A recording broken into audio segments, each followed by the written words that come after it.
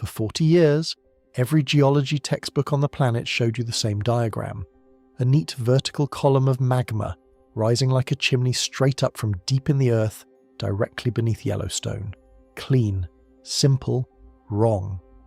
A peer-reviewed paper just dropped in Science, one of the most prestigious journals in existence, and it quietly dismantled that diagram entirely. The magma isn't rising vertically, it's coming in sideways.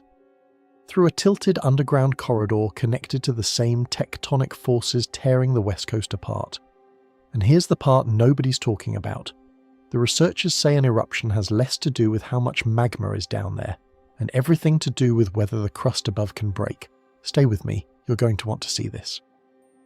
Before we begin, if you genuinely enjoy what we do here at Project Nightwatch, hit like and subscribe so you do not miss a single update as this story develops. Drop a comment with where you're tuning in from, what time it is there, and tell me this. A peer-reviewed study just quietly rewrote the entire structural map of the most watched supervolcano on Earth. And it turns out the real trigger for an eruption has nothing to do with heat or pressure, but with whether the ground above can simply crack open. So does it mean that we built 40 years of monitoring around the wrong model? What else did we get wrong? Let me know your thoughts in the comments. Now, let us get into it. Part 1. The paper that quietly changed Yellowstone. Something happened in April of 2026 that almost nobody noticed. A peer-reviewed paper landed in Science, one of the most prestigious scientific journals on the planet, and it quietly, methodically dismantled something that geologists have been teaching for more than 40 years. No press conference, no emergency announcement from the USGS, no breathless CNN Chiron, just a study, published in the calm, sterile language of academic science, that essentially said, we had Yellowstone wrong, not slightly wrong, structurally wrong.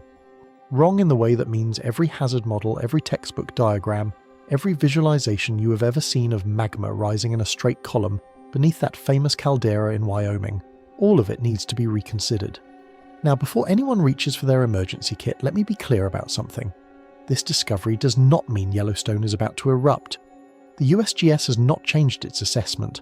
The volcano remains what it has been for years in terms of official risk classification, a system being monitored, a system being studied, a system that is not showing signs of imminent catastrophe. But here is the thing about science that people sometimes forget. The absence of imminent danger is not the same as a complete understanding of the system. And what this paper reveals is that our understanding of the system, the actual architecture of what sits beneath your feet in Wyoming, was built on a model that new data simply does not support. The paper comes from a team at the Chinese Academy of Sciences, led by a researcher named Cao and colleagues, and what they built is genuinely impressive.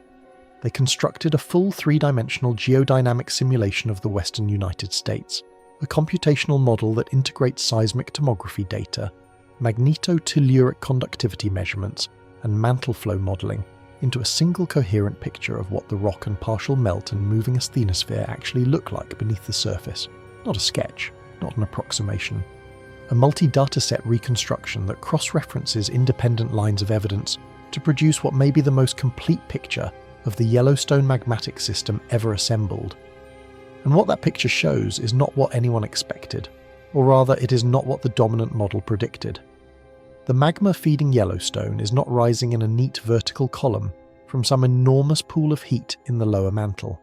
It is being transported through a tilted conduit, a southwest dipping pathway, a structure that angles obliquely through the lithosphere and connects Yellowstone not to some isolated thermal anomaly sitting directly below it, but to the same regional tectonic machinery that is actively pulling the western United States apart. The system is not a chimney. It is something far stranger, and in some ways, far more interesting. Think about what a chimney implies. Heat rises, magma accumulates at depth, buoyancy drives it upward, pressure builds, and eventually the system either erupts or it doesn't. That is the intuitive model. That is the model that fits naturally into how people imagine volcanoes, because it matches the basic physics of hot things rising through cold things. The plume model, the idea that Yellowstone sits above a mantle plume, a column of anomalously hot material rising from the deep mantle, has been the organising framework for Yellowstone geology since the 1980s. It explains the hotspot track across Idaho. It explains the succession of caldera-forming eruptions moving northeast across the continent over millions of years. It feels complete. It feels like it works. Except the simulation does not reproduce it. The three-dimensional reconstruction of the mantle and lithosphere beneath western North America shows a system that is not vertically organized. The melt originates in the upper asthenosphere, not in a deep plume source. The transport pathway is not a rising column, it is a tilted corridor, shaped not by buoyancy alone but by the stress geometry of the surrounding lithosphere. And crucially, it is not isolated. It connects outward. It extends into the broader tectonic deformation zone of the western United States. The model integrates multiple independent datasets, seismic tomography from different research groups, magnetotelluric surveys that image electrical conductivity as a proxy for melt fraction, and dynamic flow simulations, and all of them independently reproduce the same oblique southwest dipping geometry. That convergence matters enormously. When one dataset shows you something unexpected, the natural response is skepticism. Maybe it is a processing artifact. Maybe the resolution is insufficient. Maybe there is a contaminating signal from something nearby.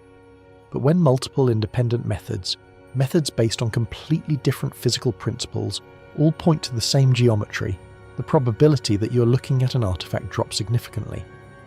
The tilted structure is not a quirk of the data. It appears to be real, and this single finding forces a reinterpretation of almost everything else. If Yellowstone is not fed by a vertical plume, then its location is not determined by where the hotspot source sits beneath it. Its location is determined by tectonic geometry, by the arrangement of stress fields and lithospheric thickness and crustal weakness that happens to funnel magma toward that particular patch of Wyoming.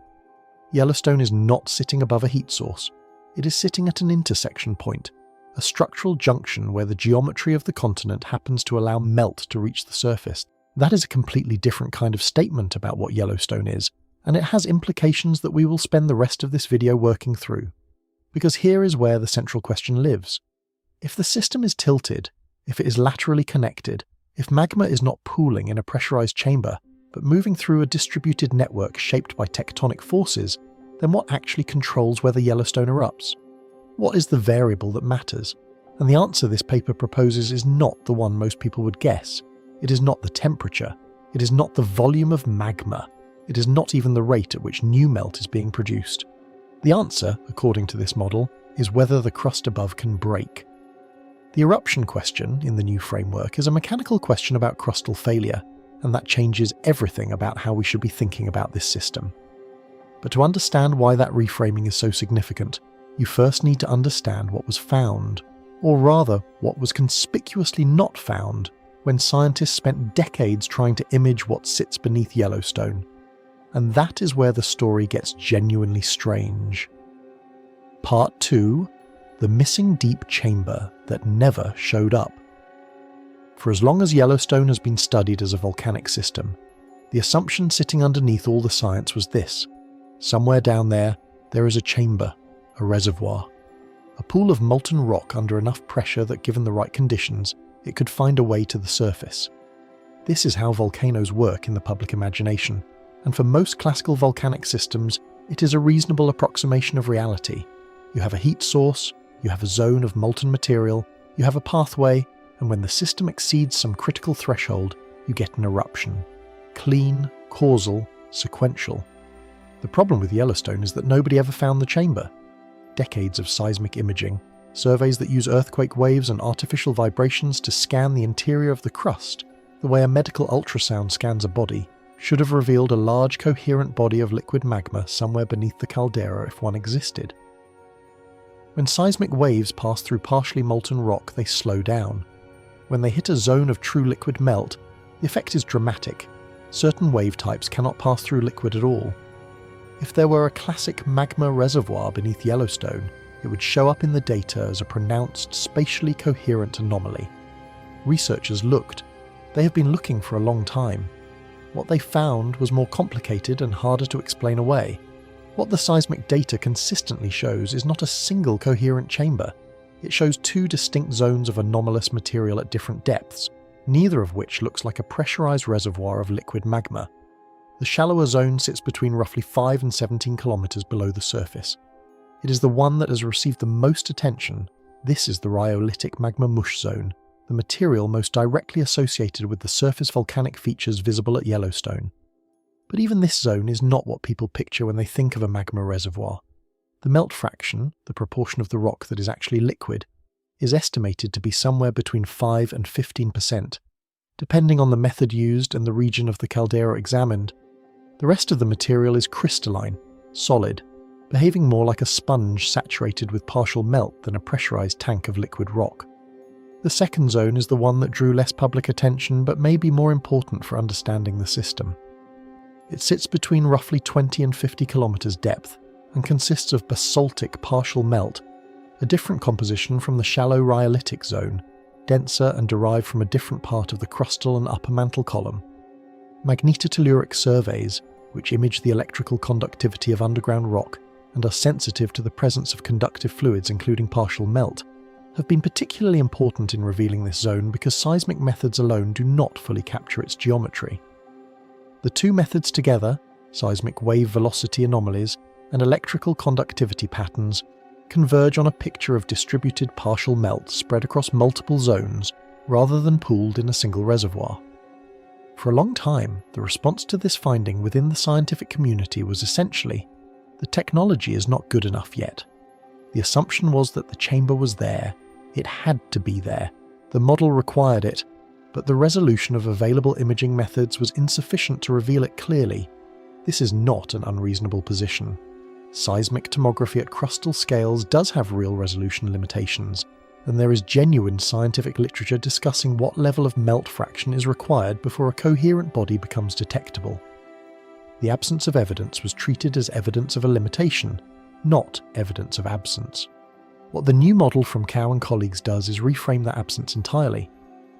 In the distributed transport framework, the absence of a coherent deep chamber is not a gap in the data, it is a predicted outcome. If Yellowstone is fed by a tilted network that delivers melt from the upper asthenosphere through an oblique pathway shaped by tectonic stress, then you would not expect to find a single pooled reservoir sitting directly below the caldera in a neat vertical column. You would expect to find exactly what the data shows, distributed partial melt in multiple zones, spread across a range of depths, with no clear single source body. The data that was previously treated as puzzling or incomplete now matches the model's predictions almost exactly. This is a significant shift in how scientists interpret what they are seeing. The system behaves less like a pressure cooker, fill it up, heat it up, wait for the valve to fail, and more like a saturated sponge rock matrix, with melt moving through it in response to stress gradients rather than buoyancy alone. The old metaphor fails. The new one is stranger and harder to visualize, but it fits the observations. And critically, this distributed architecture has direct implications for eruption potential, implications that are counterintuitively somewhat reassuring but also entirely different from the reassurances that were offered before, because a distributed system is not the same as a dangerous system. A system where melt is dispersed across multiple zones, where no single zone has a high melt fraction, where pressure cannot easily accumulate in one place, because the fluid pathways are too diffuse. That kind of system is harder to destabilize than a classic pressurized reservoir. The very structure that seemed alarming because it defied the familiar model may actually represent a more mechanically stable configuration than a single large chamber would be. The catch is that stability in a distributed system is not controlled by the same variables as stability in a classical reservoir. And that is exactly what the community is still working to understand. What this means for the people watching those famous geysers and hot springs and mud pots at Yellowstone, those beautiful and slightly unnerving surface expressions of what lies below, we're going to come back to. But first, let us talk about how the scientific community received this paper, because the reaction was not what you might expect from a finding this significant. Part 3. The first silent shock in the geology community.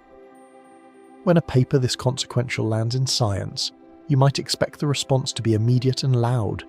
Press releases, counterpapers, someone on social media declaring the end of the plume paradigm. That is how science is sometimes portrayed, as a series of dramatic confrontations between old ideas and new data, played out in real time for the public audience. The reality, as usual, is quieter and stranger. The paper moved through the geoscience community in the way that genuinely challenging work tends to move, not with a bang, but with the slow, uncertain energy of a claim that people are not sure what to do with yet. Some researchers engage with it quickly, recognizing the significance of the multi-data set approach and the robustness of the convergence across independent methods. Others responded with the kind of cautious skepticism that is professionally appropriate and personally natural when someone tells you that a model you have been teaching for 4 decades needs to be reconsidered. The community is currently divided, and that is worth being honest about. On one side, you have researchers who have invested significant careers in the plume model, geophysicists who have built sophisticated computational frameworks for mantle plumes, volcanologists who have interpreted the Yellowstone hotspot track using plume dynamics as the organizing principle, educators who have written textbook chapters and designed curriculum around the idea of a vertical heat source beneath the Snake River plain. For these researchers, the new model is not just a technical claim about conduit geometry. It is a challenge to an interpretive framework that has proven useful and productive for a long time. It generates specific, testable predictions. It has explanatory power. Abandoning it requires not just accepting new data, but accepting that the new data is better than the existing interpretive architecture, and that is not a concession anyone makes easily. On the other side, you have a growing community of researchers who have been uncomfortable with the plume model for some time. Seismic tomographers who know perfectly well that the resolution of current imaging beneath Yellowstone is insufficient to detect a classical deep mantle plume, and have been cautious about asserting one confidently. Geodynamicists who have modelled the interaction between the Farallon slab remnants, the basin and range extension, and the Walker Lane shear zone, and who have suspected for years that the magmatic system of the western United States is more interconnected than the isolated hotspot model implies. For these researchers, the new paper does not feel like a disruption. It feels like a confirmation of doubts they have been carrying quietly. The technical debate at the centre of this divide is not trivial, and it is worth stating clearly. One of the principal objections raised by plume advocates is that seismic tomography at the depths involved has genuine resolution limitations, and that the apparent tilted geometry of the conduit might reflect imaging artifacts rather than true structural geometry. Specifically, the presence of subducted slab material, remnants of the old Farallon plate, now sinking through the mantle at various depths and orientations beneath western North America, creates complex velocity perturbations that can, in principle, distort the apparent geometry of other structures nearby. If you are imaging through or near a slab, the slab's velocity signature can bleed into neighbouring features and create apparent tilts or offsets that do not reflect the true structure. The COW team's response to this is methodological rather than dismissive. By integrating the magnetotelluric data, which is sensitive to electrical conductivity rather than seismic velocity, and is therefore not subject to the same artifact mechanisms, they argue that the tilted geometry appears consistently across methods that are not subject to the same potential biases. An imaging artifact that appears in seismic tomography should not simultaneously appear in magnetotelluric conductivity maps, because the two techniques are measuring fundamentally different physical properties of the rock. The fact that both methods reproduce the same oblique structure is a significant argument against the artifact interpretation. What this debate reveals is something important about the nature of scientific paradigm shifts. The plume model has been not just a scientific hypothesis, but an organizing framework, a lens through which data was interpreted, a template against which new findings were measured. When your framework becomes a template, it starts to shape what you see, subtly and often unconsciously. Anomalies get rationalized. Limitations get attributed to technology rather than to the model. And the longer the framework has been in place, the harder it is to see around it, because the infrastructure of interpretation, the textbooks, the course syllabi, the established methods for processing and presenting data has all been built to work within it. This is not a criticism of the scientists involved. It is a description of how science actually works, at the human level, when confronted with findings that challenge foundational assumptions. The plume model has 40 years of institutional weight behind it. The new model has a high-impact paper, a multi-data set convergence argument, and a growing body of independent work on Western US mantle dynamics that points in the same direction. What it does not yet have is consensus. And consensus in geophysics, as in all sciences, takes time. But here is what makes this particular debate unusually significant, and what makes it more than just an internal argument among mantle physicists. The debate is not only about Yellowstone, it is about the fundamental mechanics of how melt is generated and transported in the upper mantle beneath continental plates. It is about whether intraplate volcanism that occurs far from plate boundaries, in the interiors of large continental plates, is primarily driven by thermal anomalies rising from depth, or by tectonic stress configurations at the lithospheric scale. If the distributed flow model is correct for Yellowstone, then similar reinterpretations may be warranted for other intraplate volcanic systems around the world. Yellowstone becomes a test case for a much larger argument about planetary dynamics. And the new model's answer to that larger argument is this: eruption potential depends less on magma volume and more on whether the overlying crust mechanically fails. That statement, that single reframing, is the load-bearing wall of this entire new architecture, and to understand what it means, you need to go inside the tilted system itself. Part 4. The Southwest Dipping Magma Highway. Picture, for a moment, what the inside of a continent looks like. Not the surface, not the mountains and plains and river valleys that we navigate and photograph and name. The interior, the layers of rock beneath the surface that extend downward through the crust, past the Moho discontinuity where crust gives way to mantle, into the upper mantle where temperatures are high enough that rock is not quite solid, not quite liquid, but somewhere in that strange in-between state where small fractions of material become partial melt and the entire medium begins to behave more like an extremely slow fluid than a rigid solid. That is the environment where the Yellowstone story actually begins, not in Wyoming, but somewhere in the upper asthenosphere beneath the western United States, at depths of perhaps 100 kilometers or more. In the old model, the story from here is simple. Heat from the deep mantle creates a buoyant column that rises, more or less vertically, through the mantle and into the base of the crust. Melt accumulates at crustal depths, pressure builds, and eventually either eruption occurs or the system cools and solidifies. The geometry is dictated by the thermal anomaly. Everything flows toward the place where it is hottest, and the hottest place is defined by the plume's location. In the new model, the geometry is dictated by something different: the stress architecture of the lithosphere. The lithosphere, the rigid outer shell of the Earth, comprising the crust and the uppermost solid mantle, is not uniform beneath the western United States.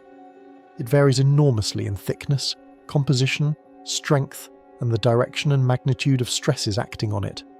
In the east, the North American craton, the ancient, cold, thick core of the continent, acts as a powerful mechanical barrier. In the west, the lithosphere has been thinned, weakened, and deformed by a long history of tectonic activity: subduction of oceanic plates, extension of the basin and range, lateral shearing along fault systems like the Walker Lane. This variability in lithospheric structure does not just influence where volcanoes might eventually erupt, it actively shapes the pathways through which melt moves. The southwest dipping conduit identified in the cow simulation is not a single pipe or tube in the simple sense. Think of it less as a plumbing fixture, and more as a preferred pathway through a highly irregular medium, a zone of relatively reduced resistance through which partial melt migrates preferentially, because the surrounding rock is oriented, deformed, and stressed in a way that makes that particular trajectory the path of least resistance. The conduit extends from the upper asthenosphere beneath western North America upward and northeastward into the crust beneath Yellowstone. But the geometry of that ascent is oblique rather than vertical. The pathway tilts, it angles, it is shaped by the asymmetry of the tectonic environment rather than by vertical buoyancy alone. What causes this tilt? Multiple factors, and the model argues that their combination is not coincidental but necessary. The eastward movement of the North American plate over the mantle creates a drag effect on the asthenosphere that generates a lateral component to mantle flow. The thick craton to the east deflects that flow, creating asymmetric pressure gradients in the upper mantle that are not symmetric around any vertical axis. The remnants of the Farallon slab, that enormous piece of oceanic lithosphere that was subducted beneath North America over tens of millions of years and is now foundering in the mantle in fragmented pieces at various depths, distort the regional mantle flow field in ways that are still being mapped and modelled. the Basin and Range extension, which has been thinning and stretching the crust across Nevada, Utah, and adjacent areas for millions of years, has opened lateral pathways in the lithosphere that melt can exploit. The Walker Lane Shear Zone, running roughly parallel to the Sierra Nevada, introduces lateral deformation that further complicates the stress field in the lower crust. All of these forces together create a tectonic environment in which the natural path for melt is not straight up. It is angled, and Yellowstone in this framework is not sitting at the top of a heat source, it is sitting at the end of a lateral delivery system. The caldera is the outlet, not the source. The source is distributed across the upper asthenosphere over a wide region, and the structure of the lithosphere above it acts as a kind of sorting device, channeling melt preferentially toward the places where the crust is most amenable to receiving it. This reframing has an almost vertiginous quality to it, once you sit with it long enough, because it means that Yellowstone's location, the reason it is in Wyoming rather than somewhere else, is not because Wyoming happens to sit above the hottest part of the mantle. It is because Wyoming, at this particular moment in geological time, happens to sit at a structural intersection point in the continental stress field where the geometry allows melt to reach shallow crustal levels. If the stress field changes, if the tectonic configuration of the western United States evolves, as it has been evolving and will continue to evolve, the intersection point might shift, the magma highway might reroute. And here is the part that connects everything back to the central question this paper raises. If the pathway is shaped by tectonic stress, and if the delivery system is lateral rather than vertical, then the question of whether and when magma reaches the surface is not primarily about how much heat is being generated at depth. It is about the mechanical state of the crust through which it must travel, which brings us to why tectonics now matter far more than heat in this new model, and what that means for how we assess the actual hazard that Yellowstone represents. Part 5. Why tectonics now matter more than heat. There is a tempting simplicity in the thermal model of volcanic hazard. More heat means more melt. More melt means more pressure. More pressure means higher eruption probability. It is intuitive. It is almost mechanically satisfying in its logic. And for a significant class of volcanic systems, particularly those at plate boundaries where melt generation is directly tied to subduction or spreading processes, it captures something real about what determines eruptive activity. But Yellowstone has never fit neatly into that framework, even when the plume model was the dominant interpretation. The time intervals between the three large caldera-forming eruptions in Yellowstone's history, 2.1 million years ago, 1.3 million years ago, and 640,000 years ago, do not follow a simple pattern that would be predicted by a steadily increasing thermal input. The system has been quiet by supervolcano standards for a very long time. The heat has been there throughout, the melt has been there throughout, and yet the surface expression has remained subdued. Geysers, hot springs, earthquake swarms, ground deformation cycles, but no eruption. The thermal model predicts activity. The system provides stability. Something else is clearly governing the timing. The new model offers an answer, and it comes from a field of thinking in volcanology that has been growing in importance for some years, but has not yet fully penetrated the public understanding of volcanic hazard, the role of crustal mechanics, specifically the role of how, when, and under what conditions the brittle upper crust fails mechanically, opening pathways that allow magma to ascend to the surface. Melt in the lower crust and upper mantle exists within a matrix of solid rock. To reach the surface, it does not just float upward, it must find or create pathways through that solid rock. In a tectonically active region, those pathways are partially pre-existing. Fault zones, fracture networks, areas where crustal extension has already created zones of weakness. But even in a well-fractured crust, melt cannot simply migrate freely through any available crack. The rock has mechanical strength. Fractures have specific orientations relative to the stress field, and some orientations allow fluid movement while others do not. The geometry of the pathway through which melt might ascend depends not just on where the melt is and how much pressure it is under, but on the three-dimensional stress state of the overlying crust. What this means, in practical terms, is that magma behaves in the lower crust somewhat like a fluid in a fractured medium. Think of water moving through the pores and cracks of a rock, following pathways shaped by the permeability structure rather than simply flowing in the direction of gravity. The flow is real. but it is channeled and constrained and redirected by the mechanical architecture of the surrounding rock. And crucially, that architecture changes over time in response to tectonic forces. Earthquake cycles load and unload stress on different parts of the crust. Erosion changes the weight distribution at the surface. Thermal expansion and contraction of rock at various depths alters the local stress state. All of these processes continuously modify the mechanical environment through which magma must navigate. This is why tectonic context now matters more than thermal input in the new framework. The heat is relatively constant. The melt is relatively constant. What changes, what varies on the timescales relevant to eruption potential, is the mechanical state of the crust. A system with abundant melt but a mechanically competent unfractured crust can remain dormant essentially indefinitely. A system with less melt but a crust undergoing rapid deformation, with actively propagating fracture zones in favourable orientations, might erupt more readily. The thermal reservoir is not the control variable, the mechanical lid is. Mantle flow, the large-scale movement of material in the upper mantle driven by thermal convection and tectonic forces, creates dynamic pressure variations that influence the stress field of the overlying lithosphere. The interaction between the mantle flow pattern identified in the Cow model and the lithospheric stress field of the western United States is not a simple static relationship. As the tectonic configuration of the region evolves, as the basin and range continues to extend, as slab fragments sink and distort the mantle flow field, as the Walker lane accommodates lateral plate motion, the stress environment changes. Yellowstone is embedded in this dynamic environment, not isolated from it. The volcano is not a sealed vessel being filled from below. It is a node in a mechanically active system, and its behaviour, its dormancy or its activity, reflects the current state of that system rather than simply the accumulation of thermal energy. And this understanding points directly to a conclusion that might seem surprising given how Yellowstone is usually discussed. The current distributed architecture of the system may actually make it more stable than a classical single-chamber system would be in the same tectonic environment. The geometry that seemed alarming because it defied expectations turns out to have a stabilizing logic that the old model obscured. But you have to understand the stability mechanism to appreciate it, and the stability mechanism is the most counterintuitive part of this entire story. Part 6. The counterintuitive stability paradox. Here is the thing about Yellowstone that the internet has always gotten wrong. Proximity to magma is not the same as proximity to danger.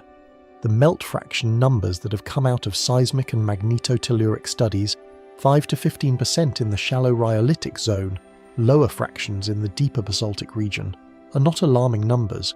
They are actually numbers that describe a system in a state of mechanical equilibrium rather than explosive readiness.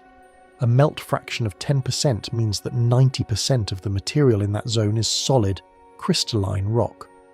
The system behaves like a sponge that has been partially saturated with a viscous fluid, not like a pressurized tank of liquid. To generate the kind of catastrophic eruption that Yellowstone is famous for, the caldera-forming supereruptions that occurred 2.1 million, 1.3 million, and 640,000 years ago, you need conditions that are far more specific than simply having magma near the surface. You need a large volume of magma at high melt fraction, meaning a substantial portion of the material is actually liquid, rather than crystalline mush.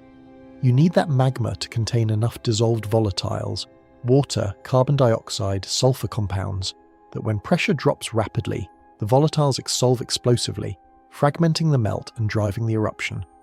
And you need the overlying crust to fail in a way that allows the entire pressurized system to decompress catastrophically, rather than leaking slowly through smaller fractures.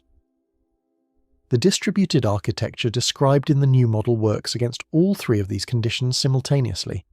Because the melt is spread across multiple zones rather than pooled in a single reservoir, the local melt fraction in any given zone remains low. Melt fractions below roughly 30 to 40% are generally considered to be in a state where the crystalline framework of the rock maintains its structural integrity. The material is a crystal mush, not a mobile liquid. To generate an eruptible magma, you need to either heat the system sufficiently to melt a larger fraction of the material, inject new hot magma from below that remelts some of the crystals and raises the melt fraction, or find some mechanism to separate the melt from the crystals and concentrate it in a smaller volume. None of these processes is impossible, but all of them take time, and all of them produce detectable signals that monitoring systems should be able to identify. More fundamentally, the distributed architecture prevents the build-up of the kind of single-point pressure anomaly that drives catastrophic eruption. In a classical single-chamber system, all the pressure is focused in one reservoir, and if that reservoir exceeds the mechanical strength of the overlying rock, you get a single catastrophic failure. In a distributed system with multiple partial melt zones connected through a network of low permeability pathways, pressure dissipates laterally. A stress perturbation in one zone leaks into neighbouring zones, rather than accumulating to a critical threshold. The system has, in effect, a built-in pressure relief mechanism that the classical chamber model lacks. The crust above the system acts as what geophysicists sometimes call a mechanical lid, a barrier that prevents magma from ascending, and that must fail, mechanically, before any surface eruption can occur. In a distributed system, this lid is not being loaded from below by a single, concentrated pressure source. It is experiencing distributed, diffuse loading from multiple zones, none of which is individually capable of accumulating enough pressure to drive a catastrophic failure. The lid remains intact not because there is no magma below it, but because the geometry of the system below it does not generate the kind of focused pressure that would be required to breach it. The famous seismic swarms at Yellowstone, the sequences of small earthquakes that periodically generate significant media attention and considerable public concern, are entirely consistent with this picture. Seismic swarms in volcanic regions are commonly interpreted as evidence that magma is moving, that pressure is building, that the system is becoming more dangerous. But at Yellowstone, the swarms appear to reflect stress redistribution within the crust in response to the hydrothermal system, the movement of hot water and steam through the upper crustal fracture network, rather than direct magmatic ascent. The seismicity is real, the stress changes are real, but their source is shallow and fluid-driven, not a reflection of deep magmatic processes approaching some critical threshold. The apparent paradox that Yellowstone looks active and in some sense alarming from the surface, while the deep system is in a state of comparative mechanical stability, is explained by the disconnect between the shallow hydrothermal system and the deeper magmatic system. They are connected, but they are not the same system, and they do not respond to the same drivers, and the new model gives us a framework for thinking about that disconnect in a way that the old model struggled to provide. Which means that the real question in the new framework is not whether Yellowstone has magma near the surface. It does.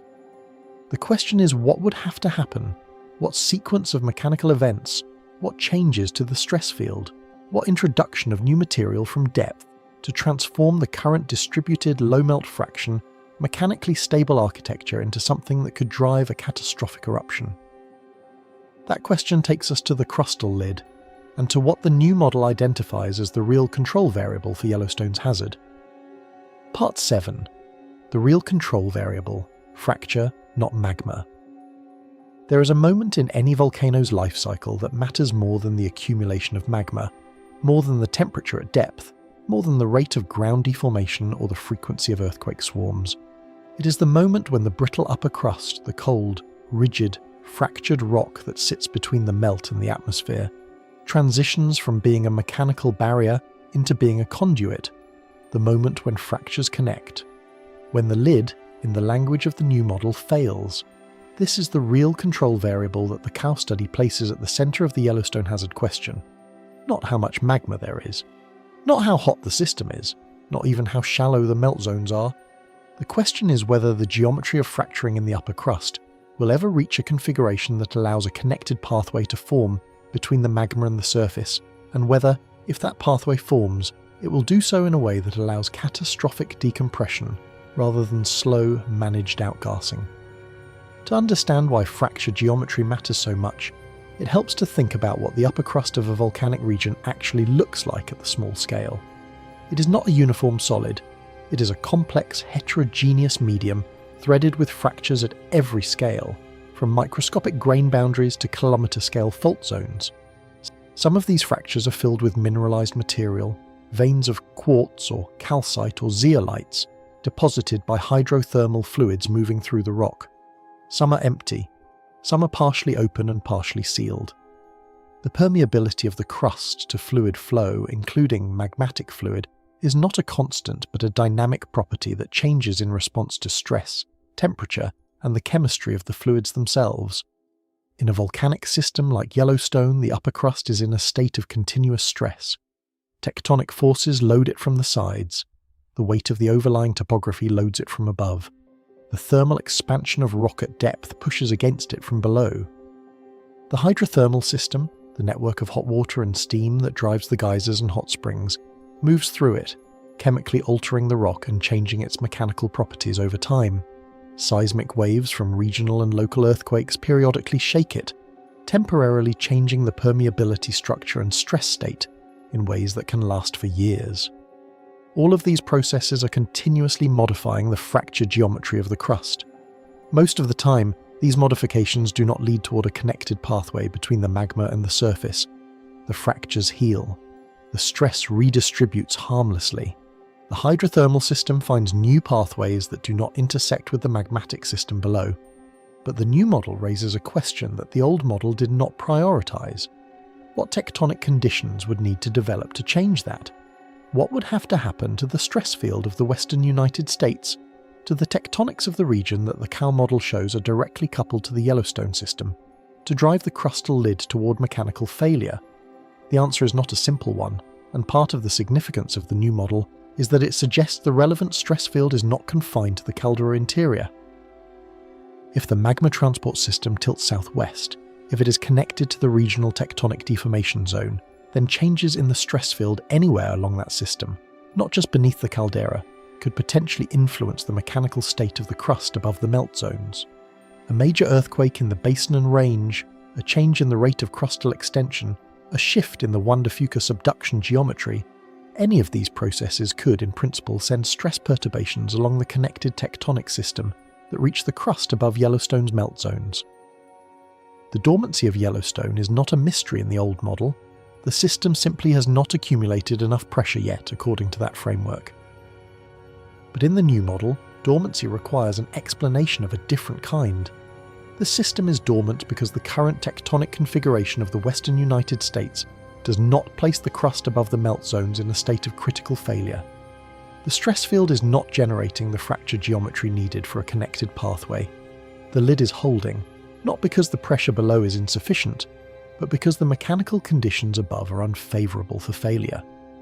This is a more dynamic and in some ways more unsettling framing than the old pressure build-up model, because it means that the transition from dormant to active is not driven purely by processes internal to the Yellowstone system. It could be driven, at least in part, by changes in the regional tectonic environment, changes that happen on geological timescales, but that are, in principle, detectably different from the current state if you know what to look for and where to look for it.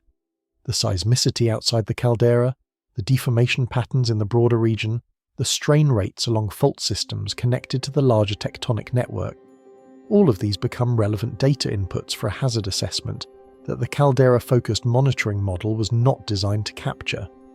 Which brings us to one of the most puzzling features of the Yellowstone system, a feature that the old model could not satisfactorily explain, but that the new model predicts almost exactly. Part 8. Why the Eastern Snake River Plain is a puzzle. Pull up a map of the northwestern United States.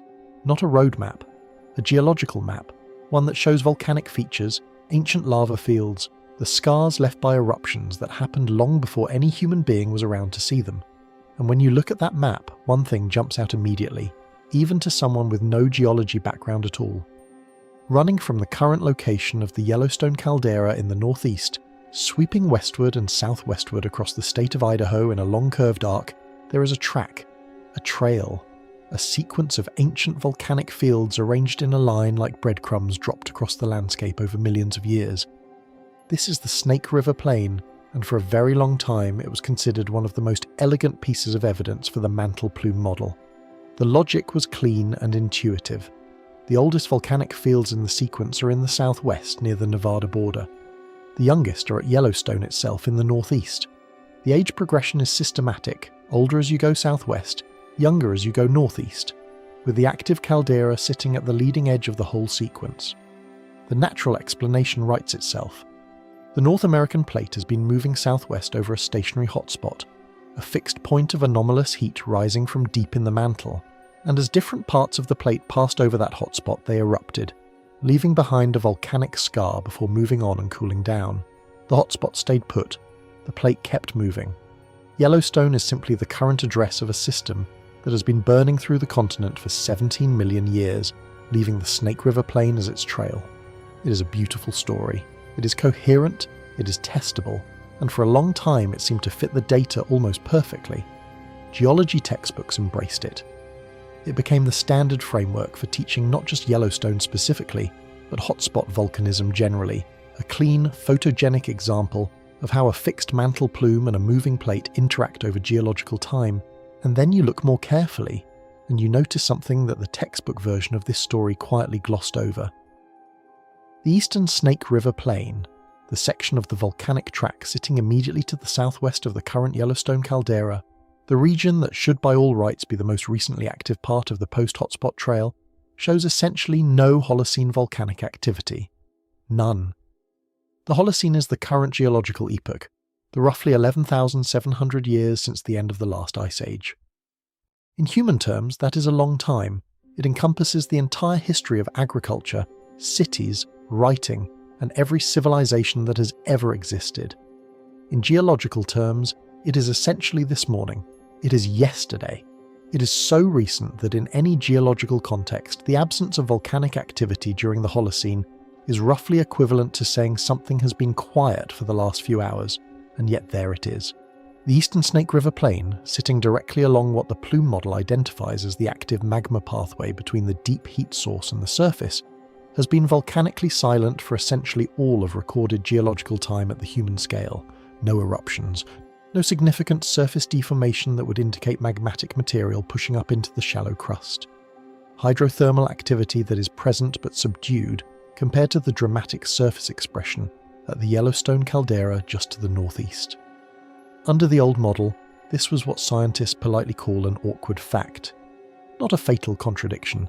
The plume model was flexible enough to absorb it, but an uncomfortable one that required some ad hoc explanation to accommodate. The standard response was that the eastern Snake River Plain had simply moved off the hotspot. The plate kept moving northeast.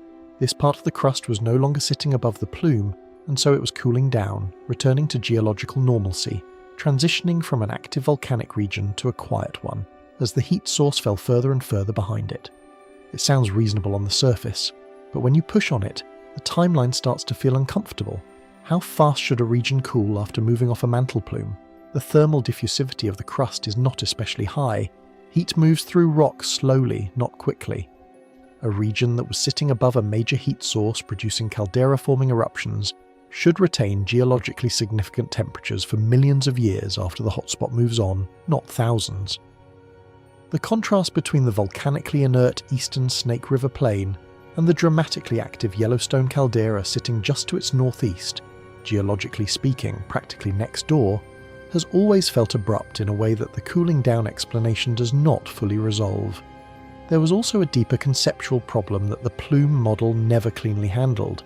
If the hotspot is a fixed point source of heat in the mantle, and if it is currently positioned beneath Yellowstone, then the pathway between the deep heat source and the shallow crust should run through the eastern Snake River Plain on its way northeast to Wyoming. The plumbing should pass through that region. So why is the region above the plumbing quiet, while the endpoint of the delivery system is wildly active? The old model had answers, but none of them were entirely satisfying. The new model does not struggle with this at all. In fact, it predicts it. Here is the key insight. In the distributed flow framework, melt does not erupt wherever it happens to be present in the crust. It erupts where the tectonic stress configuration of the overlying crust allows it to reach the surface. Melt and eruption are not the same thing. Melt is a material condition, partial liquid rock present at some depth in the crust or upper mantle. Eruption is a mechanical event, a failure of the solid rock above the melt, opening a pathway that allows the melt to ascend and decompress at the surface. You can have abundant melt present in the crust and no eruption indefinitely if the mechanical conditions in the overlying rock do not favour failure. The lid holds. The melt stays where it is. the surface remains quiet. The Eastern Snake River Plain sits in a tectonic environment where the current stress field does not favour the crustal failure pathway required for surface eruption. The combination of regional stress orientations, the mechanical history of previous volcanic episodes that have already altered the strength and fracture geometry of the crust, and the current configuration of compression and extension in the broader region, all of these factors conspire to keep the lid mechanically competent in that area. Melt may be present, the transport system may run through or interact with the region, but the geometry of fracturing in the overlying crust does not provide a connected pathway to the surface. The rock holds, nothing erupts. The study uses a specific and evocative phrase for this. The crust acts as a lateral flow filter. Melt that might otherwise express itself at the surface along the Snake River Plain is instead being deflected, redirected along stress gradients toward regions where the path of least mechanical resistance runs upward, rather than being blocked by a structurally competent lid. Think of it like water moving through a landscape. Water does not flow equally in all directions. It follows the path of least resistance, pooling where topography allows and being redirected where it does not. Melt in the lower crust behaves similarly, moving through the stress architecture of the rock toward the places where the geometry of fracturing provides a viable upward pathway. The Eastern Snake River Plain, right now, is not one of those places. Yellowstone historically has been. This reinterpretation completely changes how we read the volcanic record of the entire region. The hotspot track, that beautiful sequence of progressively aging volcanic fields running southwest across Idaho, is not simply a clock recording the speed of the North American plate as it moves over a fixed heat source. It is something far more interesting and far more complex. It is a map of tectonic state. A record integrated over 17 million years of geological time, of which parts of the crust happen to be in the mechanical condition required for eruption as the broader tectonic configuration of the western United States evolved. Each volcanic field in the sequence marks not just a time, but a state, a moment when the stress geometry of a particular piece of crust crossed the threshold required for failure and allowed melt to reach the surface. The implications of this reframing ripple outward in directions that are genuinely unsettling if you follow them carefully. If regions that currently show no recent volcanism are quiet because of mechanical conditions rather than because the magmatic system has moved on and the heat has dissipated, then silence on the surface is not the same thing as absence at depth. The Eastern Snake River Plain is geologically quiet right now, but according to the new model, quiet does not mean empty. It means the lid is holding. It means the stress field in the overlying crust currently disfavors eruption. It does not mean there is nothing down there capable of erupting if the mechanical conditions changed. And here is the thought that follows directly from that, even though I want to be careful about how I frame it. If volcanic silence reflects a current mechanical state, rather than a permanent absence of magmatic material, then the question of whether a currently quiet region could become active again is not purely a question about whether new heat or new melt is being introduced from depth. It is a question about whether the tectonic stress configuration of the crust above it could change in ways that remove the mechanical barrier currently keeping the lid intact. Tectonic configurations do change. Stress fields evolve. Fault systems accumulate strain and release it. The basin and range continues to extend. The geometry of the western United States in 10 million years will not be identical to its geometry today. None of this means the Eastern Snake River Plain is about to erupt. That is not what the model says, and it is not what I am saying. The timescales involved are geological, not human. But it does mean that reading the surface record of a volcanic region as a reliable guide to what is present at depth, assuming that quiet means empty and active means full, is an interpretive error that the new model specifically warns against. The Snake River Plain shows you one face of this system. It shows you what the architecture looks like when the mechanical lid is holding, when melt is present but cannot find a pathway to the surface, when the stress geometry of the crust filters out the volcanic expression and keeps everything locked below. Yellowstone's past supereruptions show you the other face. They show you what happens when the lid fails, when the stress field crosses some threshold, the fractures connect, the pathway opens, and the accumulated melt finds its way to the surface in one of the most violent geological events our planet produces. The new model is telling you that understanding the difference between those two states, lid intact versus lid failing, quiet surface versus catastrophic eruption, is the actual key to understanding Yellowstone's hazard. Not the volume of magma, not the temperature at depth, not the frequency of geyser eruptions or the chemistry of hydrothermal fluids, the mechanical state of the crust, the stress geometry of the rock sitting between the melt and the atmosphere. And that understanding, the model makes clear, cannot be achieved by watching only the caldera. It requires watching the tectonic environment, the whole connected system, the fault zones, the strain rates, the stress field across the western region that connects Yellowstone not just to the Snake River Plain, but to the Basin and Range, the Walker Lane, and ultimately to the plate boundary dynamics of the Pacific coast. The trail of breadcrumbs across Idaho was never just a clock. It was always a map of something more complicated than a plate moving over a fixed fire. We just did not have the framework to read it correctly until now. Part 9. Hydrothermal activity as a misleading signal. Walk through Yellowstone National Park on any given day, and you will encounter things that look, at an instinctive level, like a planet preparing to do something violent. Not metaphorically violent, literally, physically, geologically violent, the kind of violent that ends civilizations and rewrites coastlines and punches enough material into the atmosphere to cool the planet for years. Old Faithful throws a column of boiling water 60 meters into the air every 90 minutes, with a mechanical regularity that seems almost industrial, like something enormous is breathing beneath the ground on a schedule it has kept for centuries. The Grand Prismatic Spring, that astonishing bowl of thermophilic bacteria arranged in concentric rings of orange and yellow and green around a vivid, almost unnaturally blue centre, sits in a landscape that is literally steaming, the ground radiating heat from below in a way that makes the air shimmer even in summer, even in the cold, thin air of the Wyoming Plateau. Mud pots burp and churn with a slow, viscous energy that makes them look like something alive and unhappy about it. Fumaroles hiss constantly, venting steam from fractures in the ground, with a sound that carries across the landscape on still days. And every so often, not often, but often enough that it is documented, studied, and has its own scientific literature, a hydrothermal explosion blasts a new crater into the lake bed or the ground surface, hurling mud and rock and superheated steam outward in an event that looks, to any reasonable uninitiated observer, exactly like a volcanic eruption beginning. I want to sit with that image for a moment before I complicate it. Because the instinctive response to all of this, the visceral animal response that millions of park visitors have every year when they stand at the railing above Old Faithful or peer into the steaming landscape around the Grand Prismatic, is not irrational. The place looks dangerous because it is dangerous. Not in the apocalyptic supervolcano sense that the internet loves to invoke, but in a very real, very immediate, very local sense. The heat is real. The pressure is real.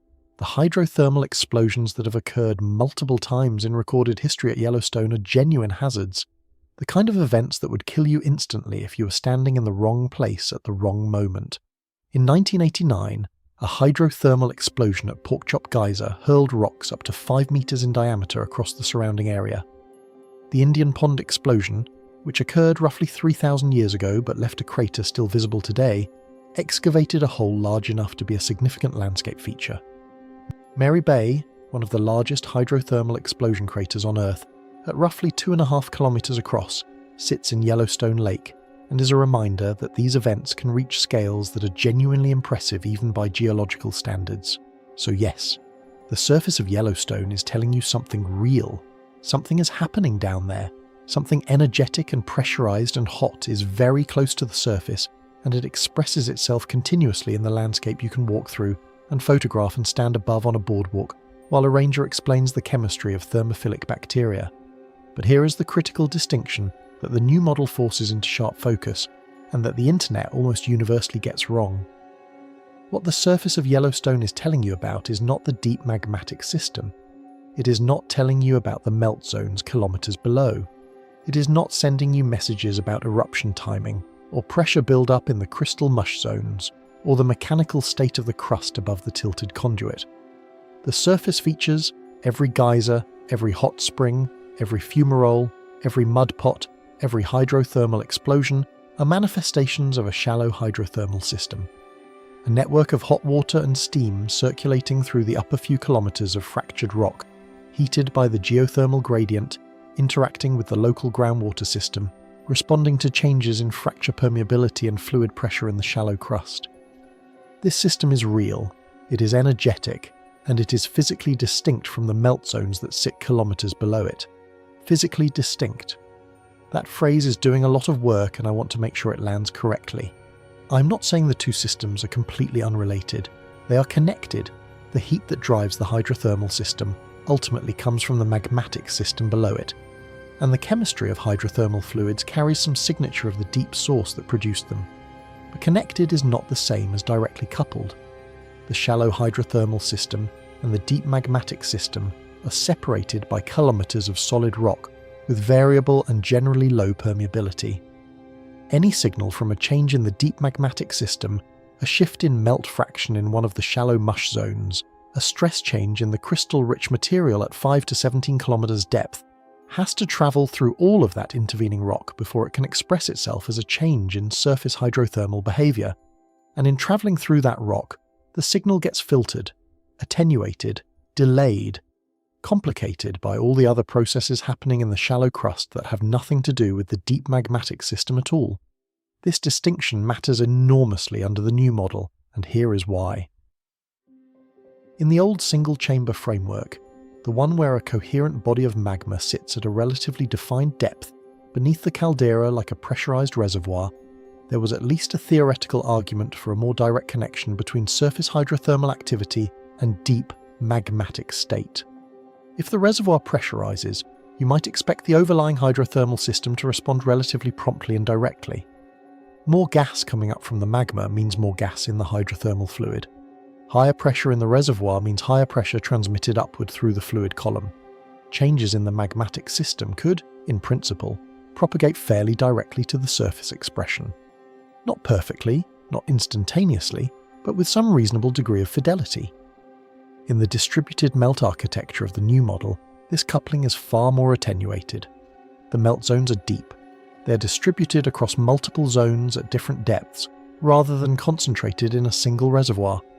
The melt fractions are low, 5 to 15% in the shallow rhyolitic zone, meaning the material is mostly solid crystalline rock with partial melt distributed through it, rather than a coherent body of liquid. The connection between these distributed low melt fraction zones and the shallow hydrothermal system runs through kilometers of mechanically complex solid rock.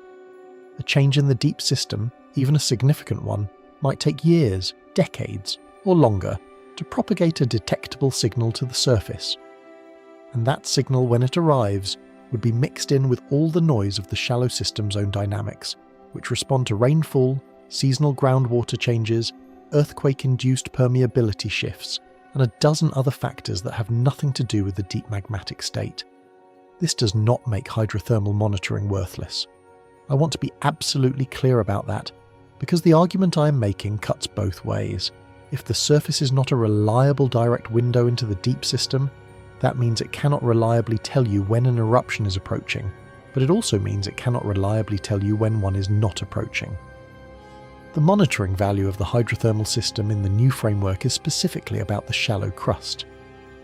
Changes in the chemistry of hydrothermal fluids can indicate changes in crustal permeability, new fractures opening, old ones sealing, the fluid pathways in the upper crust evolving in response to stress changes. Changes in the temperature and flow rate of specific features can indicate local pressure changes in the shallow hydrothermal plumbing.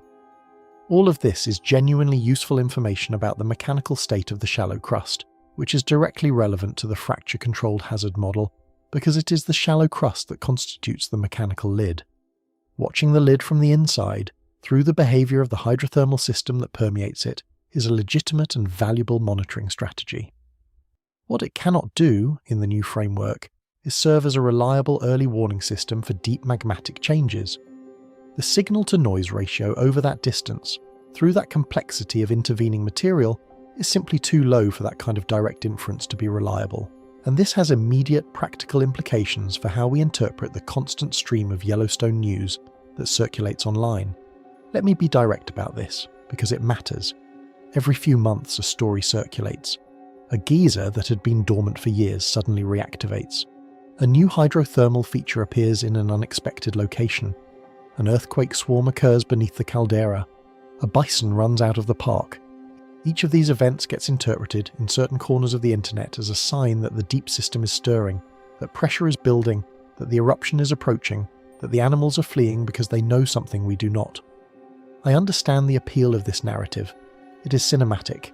It connects surface observation to deep geology in a way that feels intuitive and dramatic. It makes a great video. It is also, in almost every specific instance, wrong. Not because nothing is happening, something is always happening at Yellowstone. It is one of the most geologically active landscapes on the surface of the Earth.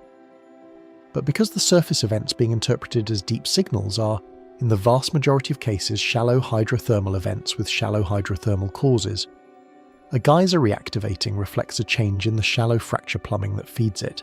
A new connection opened, an old blockage cleared, a seasonal groundwater effect. A new hydrothermal feature appearing reflects a shift in the shallow fluid pathways, possibly triggered by a small earthquake changing the local permeability structure. An earthquake swarm beneath the caldera reflects stress redistribution in the upper crust driven by hydrothermal fluid movement. The fluids causing the earthquakes, not the other way around. The bison are running because bison run. They do not have a geological early warning system that outperforms our seismometers. The hydrothermal system and the magmatic system speak different languages on different timescales about different things. A hydrothermal explosion that obliterates a hot spring and leaves a new crater in the landscape is a localized shallow pressure event, steam generation in the upper crust, not a message from the melt zones below. Terrifying if you were standing nearby. Genuinely interesting as a geological event, useful as a data point about shallow crustal permeability and stress. Not an eruption precursor in any meaningful sense of that term. Understanding this distinction is not just academic tidiness. It is the difference between monitoring a system effectively and being distracted by noise, while the actual signal, whatever it turns out to be, develops somewhere below the threshold of the instruments you are watching most closely. The new model sharpens this distinction in a way the old model never quite managed, because the old model at least had a theoretical story about direct coupling between the shallow and deep systems. The new model removes that story and replaces it with something more honest. The surface and the deep system are related, but they are not the same conversation. If you want to know what Yellowstone is doing at depth, you need instruments that reach that depth. The geysers are beautiful. They are scientifically valuable. They are not your early warning system. And here is the thought that follows from all of this, and that connects everything we have covered so far into a single uncomfortable realization.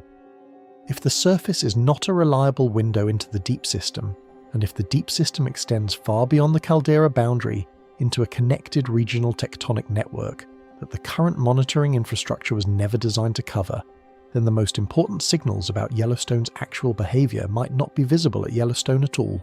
They might be occurring somewhere else entirely, along a fault system in Nevada. In the strain accumulation pattern of the Walker Lane, in the slow, continuous evolution of the stress field across a region the size of a continent. The map is bigger than the park. It always was. We're only now beginning to understand exactly how much bigger. Part 10. Yellowstone as a Western US expression. When most people think about monitoring a supervolcano, they think about the caldera, the roughly 55-kilometre by 72-kilometre oval of depressed terrain in northwest Wyoming that marks the collapsed roof of the last great eruption chamber. That is where the ground deformation is centred. That is where the earthquake swarms concentrate. That is where the hydrothermal features are most dramatic and most monitored. The caldera is Yellowstone, in the mental model of both the public and, to a significant degree, the monitoring infrastructure that has been built up over decades. The new model challenges this geography fundamentally. If Yellowstone is fed by a southwest dipping transport system that connects to the regional tectonic deformation field of the western United States, then the processes that control its behaviour are not confined to the caldera. They are distributed across a region that includes the eastern Snake River Plain, the Basin and Range Province, the Walker Lane Shear Zone, and the tectonic machinery of the Cascadia Subduction Zone far to the west. The caldera is not the system. It is the current surface expression of a system that extends across a significant fraction of Western North America. Consider what this means in terms of the forces involved. The Cascadia Subduction Zone, running offshore from Northern California through Oregon and Washington, and into British Columbia, is where the Juan de Fuca oceanic plate descends beneath North America. This is one of the most seismically and volcanically active tectonic boundaries in the world. The descending slab carries water and other volatiles into the mantle, where they drive the magmatism that feeds the Cascade volcanic chain, Mount Rainier, Mount St. Helens, Mount Hood, Mount Shasta, and the others. But the influence of the descending Farallon-derived slab material does not stop at the edge of the Cascade Arc. Slab fragments at various depths beneath the interior western United States have been imaged by tomographic studies for years, and they are understood to substantially influence the regional mantle flow field. The COW simulation incorporates these slab effects as part of its three-dimensional reconstruction, and they emerge as important drivers of the asymmetric mantle flow pattern that shapes the tilted conduit. The Juan de Fuca subduction is not just creating volcanoes in the Cascades, it is influencing the mantle circulation pattern that, according to the new model, helps steer the magma transport pathway toward Yellowstone. The western volcanics and the interior supervolcano are connected by the same mantle flow system. Yellowstone is downstream of processes that begin at the convergent plate boundary of the Pacific coast. The Basin and Range Province, that extraordinary landscape of alternating mountain ranges and valley floors stretching across Nevada, Utah, Arizona, and into adjacent states, created by the extensional thinning of the continental crust over the past 30 million years or so, is both a product and a driver of the tectonic environment. The extension has thinned the lithosphere across a broad area, reducing the mechanical resistance to magma transport and creating a regime of normal faults that provide preferential pathways for melt migration. The active seismicity throughout the Basin and Range, the region experiences thousands of small to moderate earthquakes per year, is a continuous source of stress perturbations that propagate into the stress field of the entire western region. The Walker Lane, that belt of right lateral shear extending from southeastern California to western Nevada and into Oregon, accommodates lateral plate motion that is not taken up on the San Andreas fault system farther west. It is a zone of active deformation that has been intensifying over geological timescales and may represent a nascent plate boundary forming within the continent. The shear deformation introduces lateral stress components that interact with the extensional stresses of the Basin and Range, and the compressional stresses transmitted from distant plate boundaries, creating a complex three-dimensional stress field that the simple plume model was never designed to account for. Yellowstone sits at the northeastern expression of all of this. It is not just influenced by these regional processes. In the new model, it is the current output point of a transport system that is fundamentally organized by them.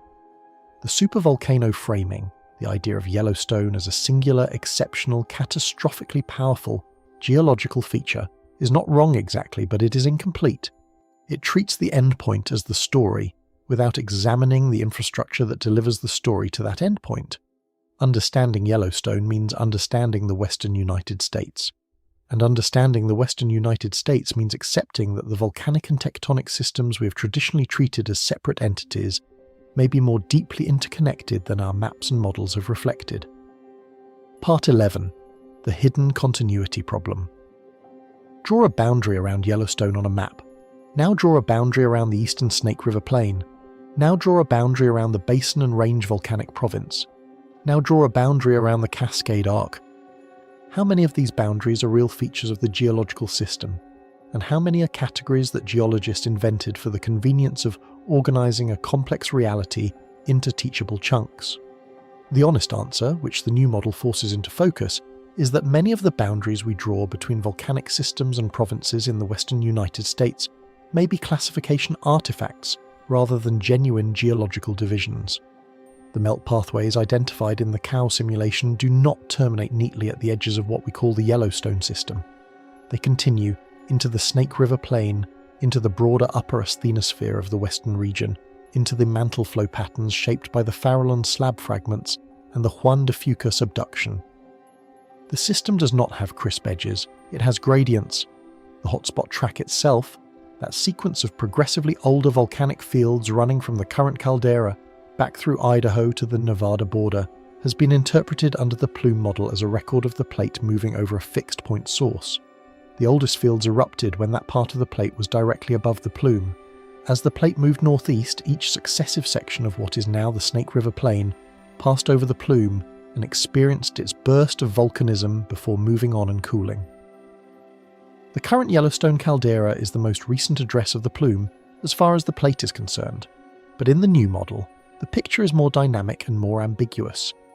If the magma transport system is shaped by tectonic stress rather than the fixed position of a plume, then the progressive aging pattern of the volcanic track reflects the progressive migration of a tectonic deformation front rather than the plate's passage over a stationary heat source.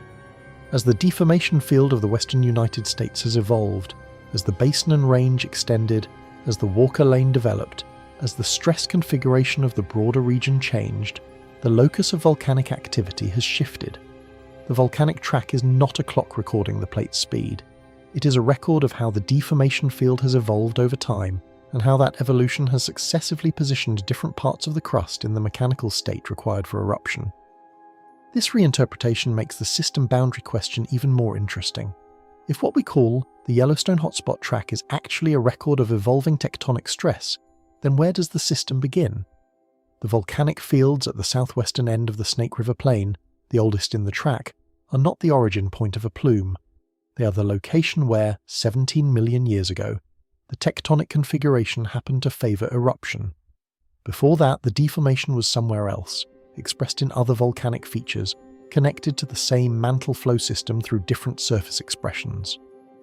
The volcanic provinces of the western United States, Yellowstone, the Snake River Plain, the Basin and Range volcanic fields, the Cascade Arc, the Columbia River Basalt Province, the various smaller volcanic fields scattered across Nevada and California and Oregon, may be less like separate geological entities and more like different windows into the same underlying system, viewed through the filter of different tectonic environments and different times in the evolution of the Western continent. The labels are useful. They refer to real geographic features with real and important differences, but they may be organising a continuum into discrete categories in a way that obscures the fundamental continuity of the underlying process. If this is correct, and it is a significant if, then hazard assessment for any individual part of this system requires understanding the state of the whole. An increase in the rate of crustal extension in the basin and range might change the stress field in ways that affect melt transport throughout the connected network. A major seismic event in the Walker Lane might send stress perturbations along the connected system that influence the mechanical state of the crust in places far from the epicenter. The volcanic future of the western United States is not written by each system in isolation. It is written by the collective evolution of the interconnected network, and monitoring any one node in that network without monitoring the others means watching a piece of the story without seeing the plot. Which raises a question that the scientific community is only now beginning to grapple with seriously. If the system is bigger than Yellowstone, if the relevant structure extends southwest into the broader tectonic deformation zone, are we monitoring the right volume of rock? Part 12. The monitoring blind spot question. Here is something that does not get discussed nearly enough when people talk about Yellowstone. The monitoring infrastructure sitting above that system is, by any reasonable measure, genuinely impressive. We are not talking about a couple of seismometers bolted to a fence post in a national park. The Yellowstone Volcano Observatory, operated jointly by the USGS, the University of Utah, and the National Park Service, runs one of the most sophisticated volcanic monitoring networks on the planet. Seismometers distributed across the caldera region and beyond can detect earthquakes so small you would never feel them standing on the surface. Ground deformation is tracked continuously by GPS receivers and by something called INSAR, Interferometric Synthetic Aperture Radar, which uses satellite data to measure millimeter-scale surface movement across the caldera floor. We are talking about detecting vertical displacement smaller than the thickness of a coin, from space, in near real time. Thermal infrared surveys track changes in the heat output of the hydrothermal system. Water chemistry monitoring at geysers and hot springs gives scientists a continuous read on fluid composition, looking for changes that might signal something shifting below. Continuous gas monitoring measures the output of volcanic gases directly from the caldera floor, watching for the chemical fingerprints of magmatic activity. If you're trying to watch a supervolcano, this is how you watch a supervolcano. The dataset this network produces is genuinely high quality. The scientists operating it are genuinely skilled. None of what I am about to say is a criticism of the people or the program. I want to be clear about that because this next part matters, and I do not want it misread as alarm. The problem is not the quality of the monitoring. The problem is the geography. The new model from the cow study implies something that the existing monitoring network was simply never designed to handle. If the magma transport pathway beneath Yellowstone tilts southwest, if the system is not a vertical column sitting neatly beneath the caldera, but a laterally extended corridor connected to the broader tectonic deformation field of the western United States, then some of the most important signals for understanding what this system is doing might be occurring outside the area where the instruments are most densely concentrated. The network was built to watch the caldera and its immediate surroundings. But if the relevant structure is larger, more oblique, and more regionally connected than the old model assumed, then the caldera is not the whole story. It is the end of the story, and you cannot fully understand the end without reading the middle. Think about what that means in practice. Seismic activity outside the caldera, along the fault zones connected to the broader basin and range system, in the eastern Snake River Plain, along the Walker Lane Shear Zone running through Nevada, might carry information about stress changes in the connected tectonic network that are directly relevant to the mechanical state of the crust sitting above Yellowstone's melt zones. Under the old model, an earthquake cluster in central Nevada or along the Snake River Plain might be catalogued, studied in its own right, and essentially treated as a separate story. Under the new model, it might be a chapter in the Yellowstone story. Not because every regional earthquake is a Yellowstone precursor, it absolutely is not, but because the systems are mechanically connected in ways the old framework did not account for, and stress changes in one part of a connected network propagate through the whole thing. GPS measured ground deformation in the region surrounding the caldera, rather than just within it, might reveal strain accumulation patterns that the caldera-focused network would not capture on its own. The tilted conduit geometry means that the surface expression of deep processes might not be centered on the caldera. Deformation signals could be offset, asymmetric, pointing southwest rather than concentrating symmetrically around the caldera center. If you're only running your analysis on the instruments inside the park boundary, you might be looking at half the signal and drawing conclusions from it, as if it were the whole thing.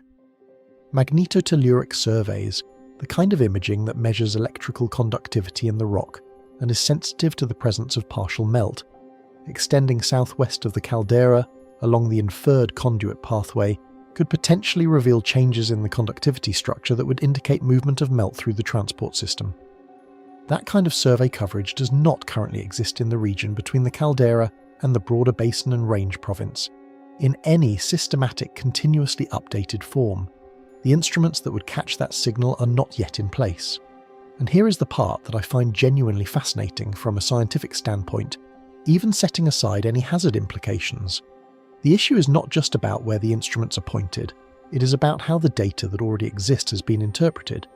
This is subtler and in some ways more interesting than a simple gap in sensor coverage. Every data set that comes out of the Yellowstone monitoring network gets processed, filtered, and interpreted through a framework. That framework, until very recently, was the plume model. Vertical source, magma rising from depth, pressure accumulating beneath the caldera. When your interpretive framework tells you the relevant structure is a vertical column beneath a specific geographic area, you process your data accordingly. Seismicity that is spatially offset from the caldera center gets treated as peripheral, possibly related to regional faulting, probably not a direct expression of the magmatic system. Ground deformation that is asymmetric, that tilts or extends in a particular direction, rather than inflating symmetrically like a balloon being filled from below, might get averaged, smoothed, or attributed to shallow hydrothermal processes rather than flagged as a potential geometric signal from a deeper tilted pathway. The data was not being mishandled. It was being interpreted through the best available model. That is exactly what scientists are supposed to do. But if the model was wrong about the geometry, and the CAO study argues it was, then the interpretive lens applied to years of accumulated data may have systematically suppressed or misattributed signals that carry real meaning in the new framework.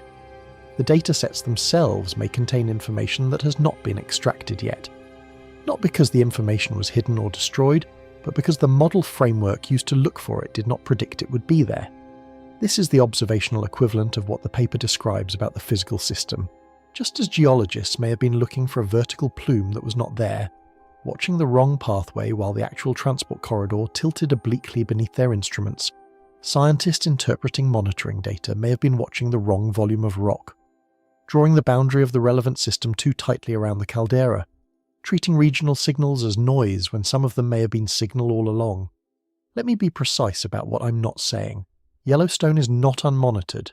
It is not poorly understood in any absolute sense. The USGS Yellowstone Volcano Observatory is one of the best-run volcanic monitoring programs in the world, and the scientists working there are doing serious, careful, important work.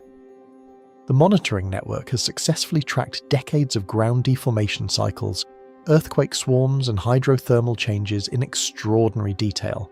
None of that goes away. None of it becomes worthless because the structural model got revised.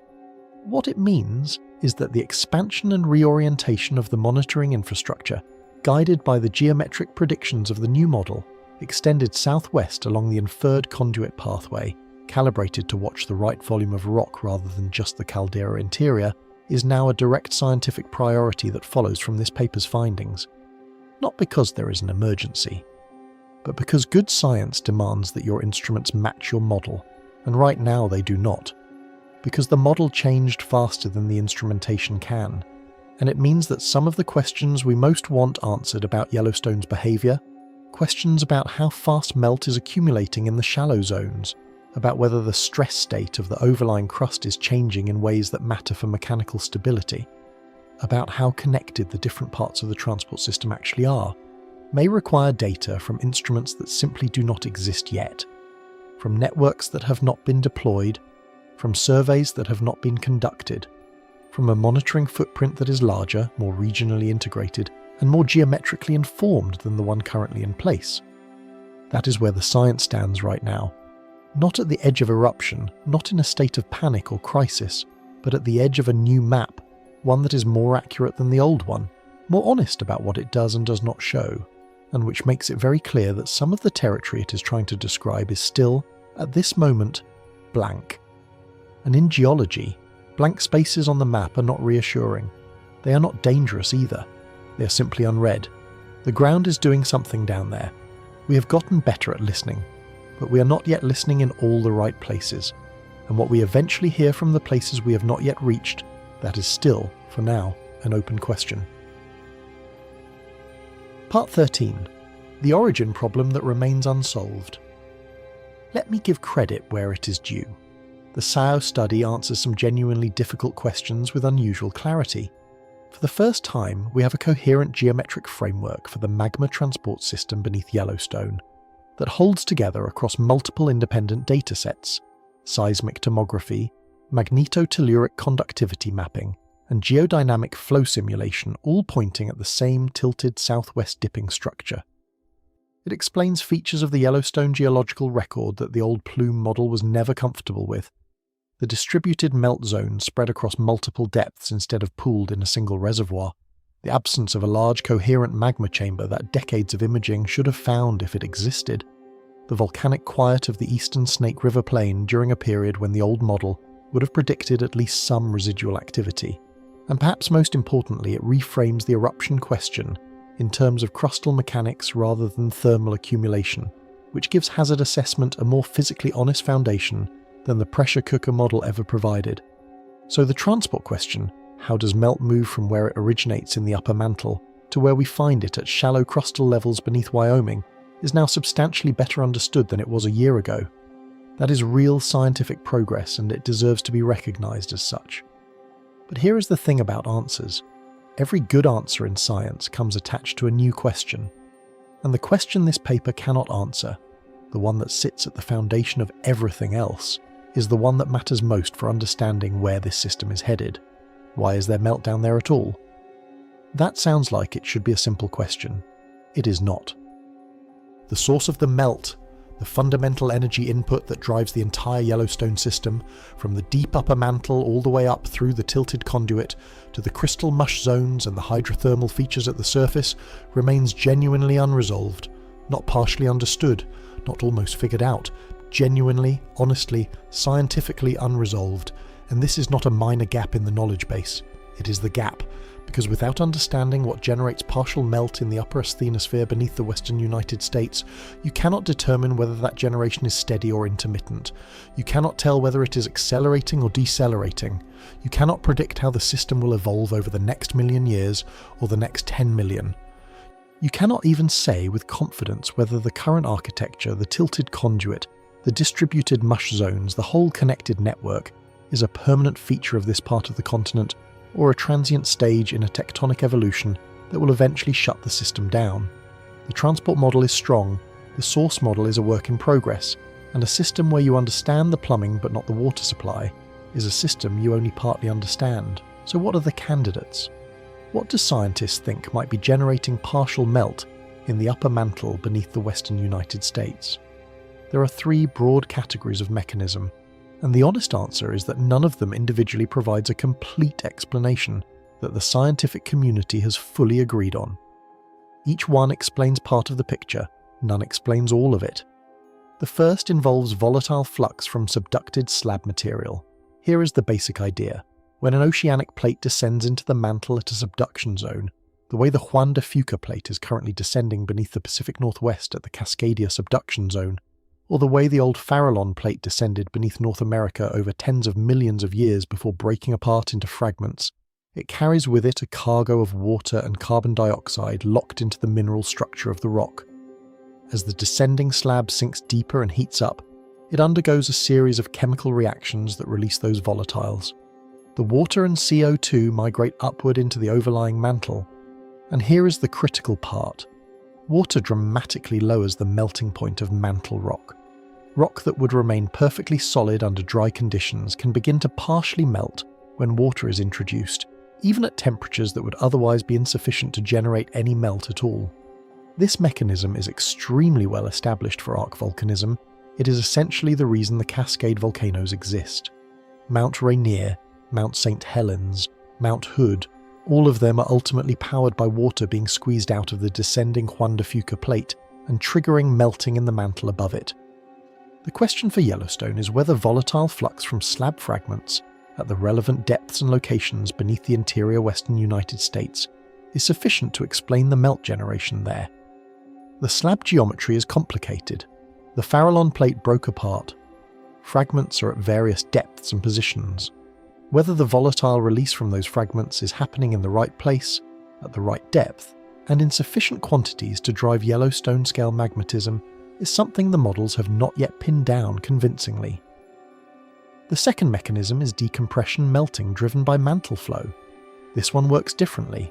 It does not require any change in temperature or any introduction of volatiles. It works purely through pressure.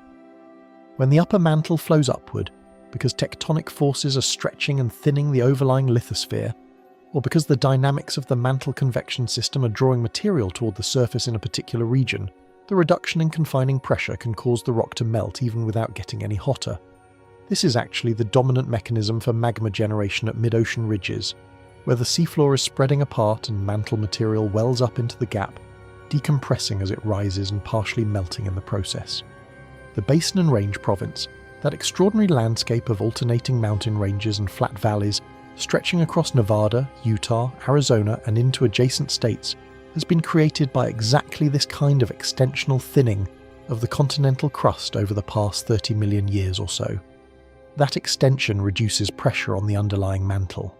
The asymmetric mantle flow pattern identified in the cow simulation could concentrate this effect in particular regions of the upper asthenosphere, potentially explaining why melt generation is focused where it is, rather than being uniformly distributed across the extended region. The third mechanism is residual thermal anomalies. This is the most cautious and in some ways the most interesting of the three, because it partially rehabilitates the temperature argument without fully restoring the classical plume model. The idea is that even if there is no active deep mantle plume beneath Yellowstone, the region may nonetheless have slightly elevated temperatures in the upper mantle, a thermal legacy of previous tectonic events that has not yet fully dissipated. The Farallon subduction was an enormous geological event spanning tens of millions of years, and the thermal perturbations it created in the mantle system are still working their way through a medium that conducts heat extremely slowly. There may also be more diffuse, distributed thermal anomalies in the upper mantle that do not constitute a plume in the classical sense, but nonetheless represent temperatures slightly elevated above the regional background, enough to push the asthenosphere closer to its melting point and make it more susceptible to the volatile flux and decompression effects described above. Think of it like a cooking analogy. You do not need a blowtorch, you just need the pan to already be warm when you add a little oil. The most scientifically defensible position right now is that all three mechanisms are probably contributing something in proportions that vary with depth and location, and that we do not yet have the tools to measure precisely. A hybrid model, volatile flux plus decompression plus residual heat, each playing a role, their combined effect generating the partial melt that feeds the transport system, fits the available evidence better than any single mechanism alone. But hybrid models, while honest, are not fully satisfying. Saying that multiple things are probably involved is not the same as understanding how much each one contributes, which one is dominant, or which one might change in ways that affect the system's behaviour going forward. And that last point is where the practical stakes of this unsolved question live. The source mechanism is not just an academic curiosity about what is happening 100 kilometres below Wyoming. It determines the long-term trajectory of the entire system. If melt generation is primarily driven by volatile flux from a specific slab fragment that is continuing to sink and will eventually drop below the depth range where dehydration reactions occur, then Yellowstone may be on a geological clock that eventually runs out. The system winds down as the volatile source moves beyond reach. Millions of years from now, perhaps, the melt generation slows, the transport pathway gradually starves, the hydrothermal system cools. Yellowstone goes quiet in a permanent rather than cyclical sense. If, on the other hand, melt generation is primarily driven by ongoing decompression, melting sustained by the basin and range extension, and that extension shows no sign of stopping at any timescale relevant to human civilization or even human existence as a species, then the system is essentially self-sustaining for as long as the tectonic configuration of the western United States persists, which means millions of years more, at minimum. Two very different futures. Same surface geology, same geysers, same famous caldera.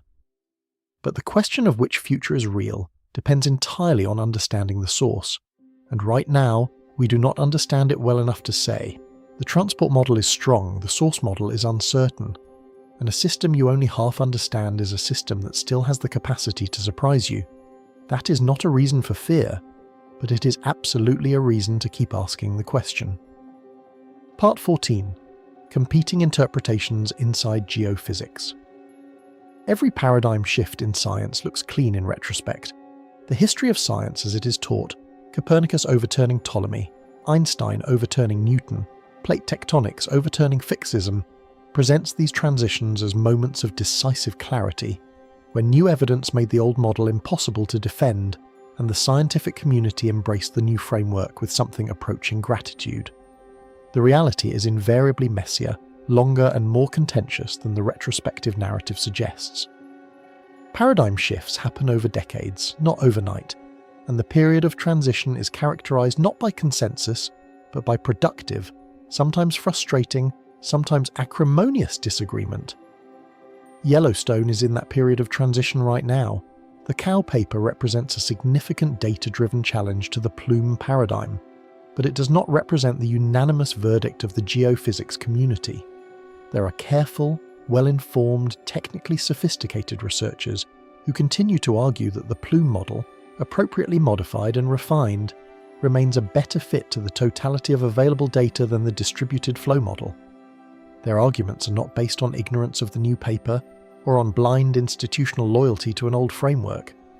They are based on genuine scientific concerns about the resolution and interpretation of the data underlying the new model, and about specific aspects of the Western North American tectonic record that they argue the distributed flow model does not explain as satisfactorily as the plume model does. The hotspot track argument is central to this. The systematic northeastward progression of volcanic ages across the Snake River Plain, which the plume model explains naturally as the plate moving over a fixed heat source, requires a specific alternative explanation in the distributed flow model. The alternative, that the migration of volcanism reflects the progressive migration of a deformation front, is coherent and internally consistent. but it requires the rate of deformation front migration to match the observed rate of hotspot track migration over 17 million years.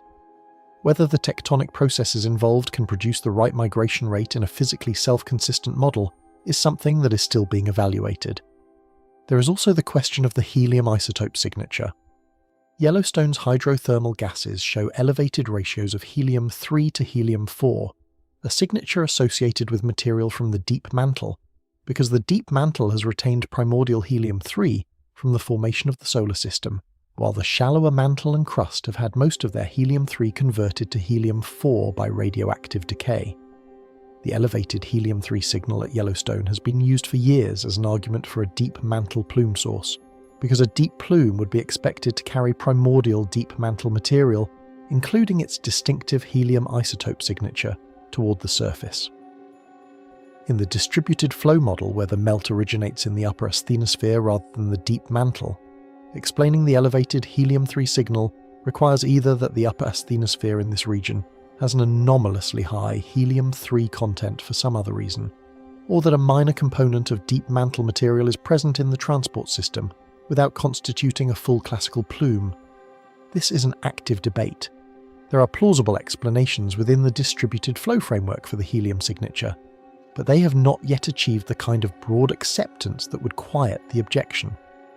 The plume advocates point to it as evidence that something deep and unusual, something consistent with at least some kind of deep mantle source, is involved in the Yellowstone system. The distributed flow proponents argue that the amount of helium-3 enrichment does not require a full deep mantle plume, and can be explained by more limited deep mantle contributions within a primarily asthenospheric flow model. The broader disagreement, which Yellowstone is a proxy battle for, is about the fundamental physics of intraplate volcanism. How much of it is driven by deep thermal anomalies, and how much is driven by lithospheric stress and deformation? The answer has implications not just for Yellowstone, but for volcanic systems in Africa, in the Pacific Ocean basin, in Europe, and across the continents, every place where volcanism occurs far from a plate boundary and has been attributed to a mantle plume. If the Yellowstone case ultimately validates the distributed flow model over the plume model, it will invite re-examination of those other systems. The stakes of the debate are larger than any single volcano. What the current state of debate means practically is that the scientific community does not yet have a single, unified interpretation of what Yellowstone is and how it works at the deepest level. The new model is serious, well supported, and demands engagement. It is not a fringe claim or a provocative outlier, but it is also not yet the new consensus. It is a strong contender in an ongoing competition between models, and the competition is being resolved through the accumulation of new data, new analyses, and new arguments, the slow grinding machinery of scientific consensus formation. The public, watching from outside this process, often wants a simple answer. Which model is right? The honest scientific answer right now is, we do not yet know with certainty. The new model explains some things better. The old model explains some things better. Both models are incomplete. Both models make predictions that can be tested with better data and better simulations. The work is ongoing. Part 15. The real ending. A system still being mapped. Let us be precise about what has and has not changed. The USGS Yellowstone Volcano Observatory has not revised its assessment of the short-term eruption probability for Yellowstone. That probability remains extremely low. A major caldera-forming eruption is not considered imminent on any timescale that affects human planning. The monitoring network continues to function. The seismicity is within normal parameters for an active geothermal system. The ground deformation data, while it shows the kinds of cycles of uplift and subsidence that have been observed and documented for decades, does not show the kind of sustained, accelerating inflation that would suggest significant magma intrusion into the shallow crust. Yellowstone is not overdue for an eruption in any well-defined sense. The idea of an eruption cycle with a fixed recurrence interval is not supported by the geological record, which shows irregular intervals between large events. What has changed is the map. The structural interpretation of what sits beneath Wyoming, the geometry of the transport system, the source of the magma, the control variables that determine eruption potential, has been fundamentally revised by the CAO study. The revision is not incremental. It is not a refinement of the existing model. It is a reframing of the fundamental architecture, and that reframing has consequences for how we think about monitoring, hazard assessment, and the relationship between Yellowstone and the broader tectonic system of the western United States. The key inversions are worth stating clearly because they represent a genuine change in scientific understanding. What was modelled as a vertical structure is now modelled as a tilted one. What was understood as an isolated anomaly is now understood as a connected node in a regional network. What was imagined as a single magma chamber or reservoir is now described as a distributed mush architecture with multiple partial melt zones. And most significantly, what was framed as a pressure-driven hazard, fill the chamber, exceed the threshold, erupt, is now framed as a fracture-controlled hazard, where the key variable is the mechanical state of the overlying crust and its susceptibility to failure. Each of these inversions carries practical implications. The tilted geometry means that monitoring needs to extend beyond the caldera to cover the southwest dipping conduit. The connected network means that tectonic events in the broader western United States are potentially relevant to Yellowstone's behaviour in ways the old model did not acknowledge. The distributed mush architecture means that the absence of a large, coherent, high-melt fraction reservoir is not a limitation of imaging resolution. It is the actual state of the system, and it implies a lower explosive potential than a classical single-chamber system would have. And the fracture-controlled hazard model means that understanding Yellowstone requires understanding continental mechanics, not just volcanic plumbing. The system is more complex than we knew. It is also, in some ways, more stable than the old model's logic might have implied, not because there is no magma, and not because there is no heat, but because the specific architecture of the system works against the conditions required for catastrophic failure. The distributed melt, the low melt fractions, the mechanical lid, the absence of a concentrated pressure source, these features conspire to make the system difficult to destabilize in the explosive way that the word supervolcano tends to evoke. But here is what the new model cannot tell us, and where the honest frontier of the science lives. It cannot tell us whether the tectonic configuration of the western United States will remain in its current state indefinitely. Continental stress fields evolve, fault systems accumulate strain, and release it episodically in ways that are not fully predictable. The basin and range continues to extend. The Juan de Fuca plate continues to subduct, and the Cascadia subduction zone is accumulating strain toward an eventual great earthquake that will, when it occurs, send stress perturbations through the connected continental system on a scale that has not been observed in recorded history. The slab fragments in the mantle beneath the west continue to sink and founder, continuously perturbing the mantle flow field. None of these processes, individually, is likely to destabilize Yellowstone on a human timescale. The geological response times are typically millions of years, but they are ongoing. The system is dynamic, and the new model, by connecting Yellowstone to the continental scale tectonic machinery, makes clear that the relevant context for understanding Yellowstone's future is the entire western United States, a system we understand better than we did 5 years ago, better than we did 10 years ago, but which still holds more geometry below the surface than our instruments can fully resolve. Scientists will continue to refine the model. New seismic networks will produce better images. New magnetotelluric surveys will extend the conductivity mapping. New computational simulations will test the dynamical consistency of the transport model against the full range of available observations. New papers will challenge aspects of the Kao interpretation. Some challenges will succeed and force revisions. Others will fail and strengthen the new framework. The process of science will continue to generate slowly and collectively a better picture of what is actually down there.